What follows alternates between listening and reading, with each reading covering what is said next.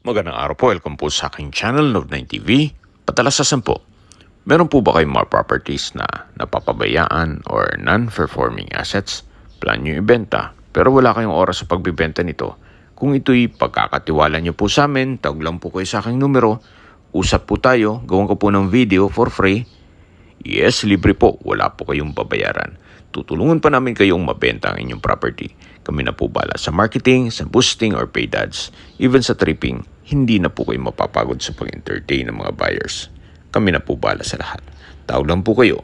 Nandito po tayo ngayon sa General Trias, Cavite kung saan meron po tayong bagong video presentation. Isang house and lot na may lot area na 120 square meters. May floor area po ito na 109.3 square meters. Ito po yung covered car garage na kakasya ang dalawang sasakyan. At sa dulo po yung service area. So dito naman po yung harapan ng bahay. At nakabakod na rin po ang buong property. Then dito naman po yung open lanay. Then meron pong access sliding door, glass na may security grill. May trellis na rin po ito.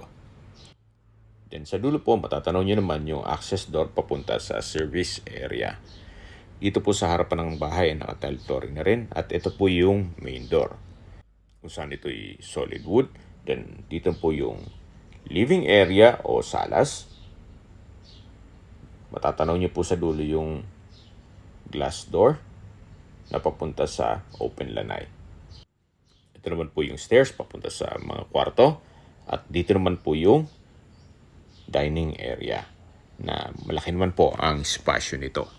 Wala po itong partitions kaya maliwalas. So, mula po dito meron pong understair storage at dito naman po yung formal kitchen. Ito po yung naka-tile kitchen countertop, may stainless sink, then kitchen window at meron din pong storage ng kitchen utensils sa baba nito. At dito naman po yung common toilet and bath.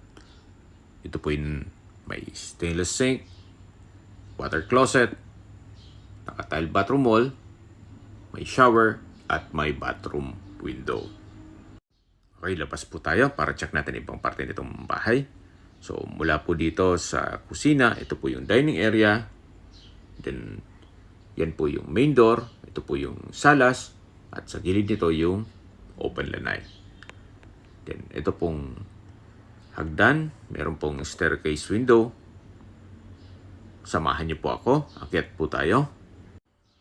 So, ito naman po yung family area na may access door papunta sa balkonahe o terrace. Ito po yung kwarto.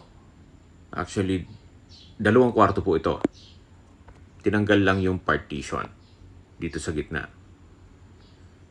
Kaya kung sakaling big family kayo, pwede nyo ibalik yung partition yan, palagyan nyo yung partition para maging dalawang kwarto po yan. At yun po ang original design nito. Anyway, kung dalawa lang naman kayo sa pamilya o dalawa kayong titira dito, maganda na rin to para mas malaki ang spasyo nito. Kung sakali pong nag-skip kayo ng video at natatanaw nyo ngayon itong dalawang pintuan, gaya na po ng sabi ko kanina, ito po ay nakadesign para sa dalawang kwarto. Tinanggal lang yung partition. So, ito naman po yung hallway. At dito naman yung isang kwarto. So, sa spasyo, sakto lang. Hindi naman siya ganun kaliit at hindi naman ganun kalaki. Meron din po itong dalawang steel window. At dito naman po yung common toilet and bath. Naka-tile bathroom wall, may water closet, may shower, bathroom window, at bathroom sink. Okay, labas po tayo para check natin ibang parte nitong bahay. Ito po yung access door na may aluminum screen door.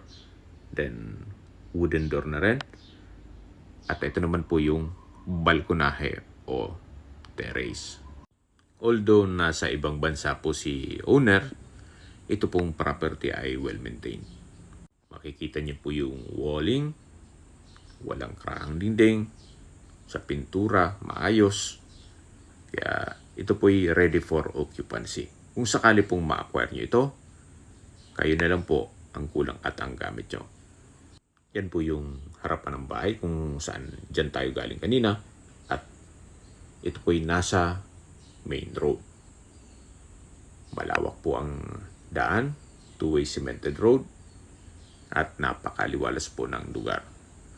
At ang kagandahan po dito, ito'y malapit sa lahat.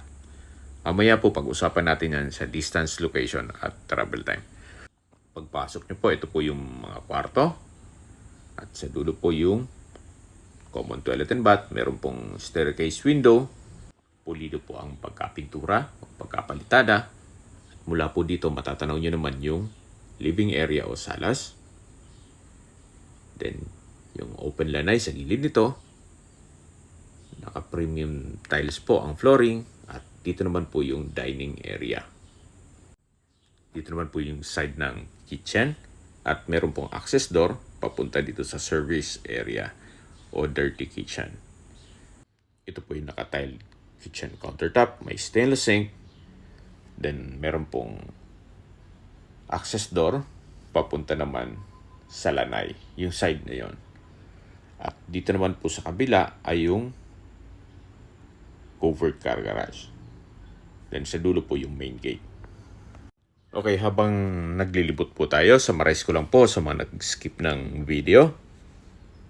Ito pong property ay nasa General Trias, Cavite. May lot area po ito na 120 square meters at may floor area na 109.3 square meters. Ito po'y titulado, buhay po ang may-ari, kaya wala po kayong magiging problema sa documentation or sa transfer ng title. Ito po'y well-maintained, kaya ready for occupancy. At along main road, kaya malapad po ang daan. Habang naglilibot po tayo, pag-usapan na natin ang distance, location at travel time. Mula po sa Governors Hills Science School, ang distance is 1 kilometer at ang travel time is 3 minutes. At mula naman po sa Lyceum of the Philippines, Cavite Campus, ang distance is 2.6 kilometers at ang travel time is 8 minutes. Mula naman po sa Manggahan, General Trias, ang distance is 1.8 kilometers at ang travel time is 8 minutes.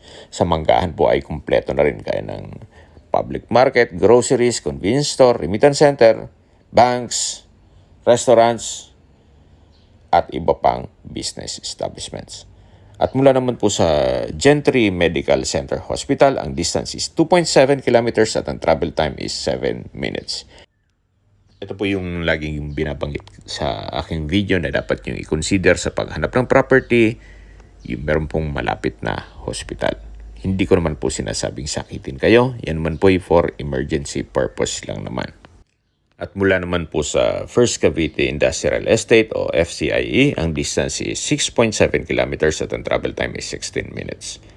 Mula naman po sa Calax or Cavite Laguna Expressway, ang distance is 3.9 kilometers at ang travel time is 10 minutes.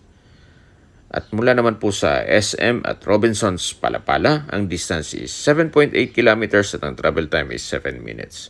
Kung manggagaling naman po sa Manila or sa airport, ang distance is 40.8 kilometers at ang travel time is 1 hour and 15 minutes. Okay, sa presyo na po tayo. Mula po 5.2 million pesos, binabaan na po ni owner sa 4.8 million pesos net. Ibig pong sabihin, si buyer na po ang sasagot sa lahat ng taxes at expenses. Kung may mga katanungan po kayo or gusto magpaset ng tripping dito sa property to, tawag lang po kayo sa aking numero. At sa mga kababayan naman natin na sa ibang bansa, meron po akong Telegram. Sa mga iPhone user man may iMessage. Meron din pong Imo, Skype, Viber at WhatsApp. Same number lang po, 0917-316-3399. Sa mga nagtatanong naman po ng aming Facebook, meron po kaming Facebook page na Nov9 TV at Facebook Reels Video. Makisuyo po, paki-like and follow na rin. Meron din po kaming ibang YouTube channel na The Nov9 TV channel at AC Listings. Sana po naibigyan yung aming video presentation. Paki-like and subscribe na lang po sa aking channel para ma-update din po kayo sa aking future listings. Kung sakali po hanap nyo yung mas malaking sukat ng lupa, meron din po kami ibang listings na pwede nyong pagpilian. Huwag po kayong mag-atubiling tumawag sa amin, then let us know your budget para malaman namin kung anong property pwede naming ilok sa inyo. Sa lahat pong viewers, subscriber at nagtiwala po sa amin, salamat po sa suporta. Ingat po kayo lagi at yung pamilya. Maraming salamat po.